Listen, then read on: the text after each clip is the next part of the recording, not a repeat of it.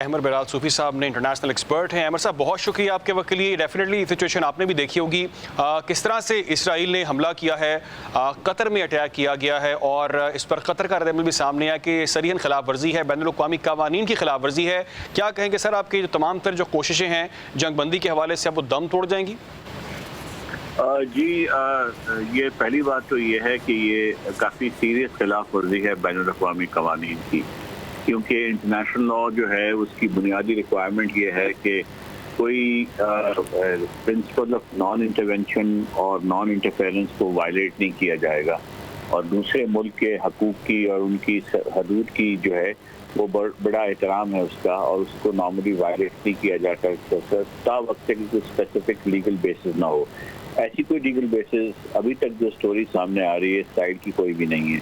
और कतर जो है वो एक इंतहाई पुरअमन मुल्क है मिडिल ईस्ट का, तो उसको अटैक करना और इस प्रीटेक्स्ट पे कि वहाँ पर जो है हमास की सीनियर क़यादत मौजूद है, अगर है भी तो भी आप अटैक नहीं कर सकते। एट बेस्ट आप ये कर सकते हैं कि अगर आप किसी शख्स पर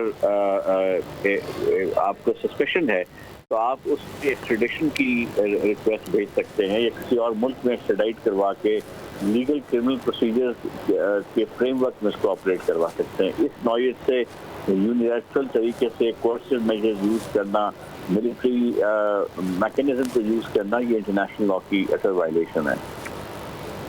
ठीक है अहमद साहब, आपके ख्याल से ये जो दावा किया जा रहा है इसराइल की जानिब से कि हमने हमले से पहले अमेरिका को आगाह किया था, तो आपके ख्याल से दुरुस्त होगा, आगाह किया गया होगा, गो हेड मिला होगा? स्पीकिंग अमेरिका को इत्तला देने से हमला जो है लीगल नहीं होता। हमला उस वक्त सिर्फ लीगल हो सकता है जब अक़वाम मुत्तहिदा चैप्टर 7 के नीचे रेजोल्यूशन पास करके ऑथराइज कर दे किसी मुल्क को किसी भी वजह से, तो उसमें ये समझा जाता है कि बैनुल-अक़वामी कम्युनिटी की अप्रूवल अवेलेबल है जिसके फ्रेमवर्क में रहते हुए वो हमला किया जा सकता है, और उसके अमूमन बड़े स्पेसिफिक आदाब होते हैं।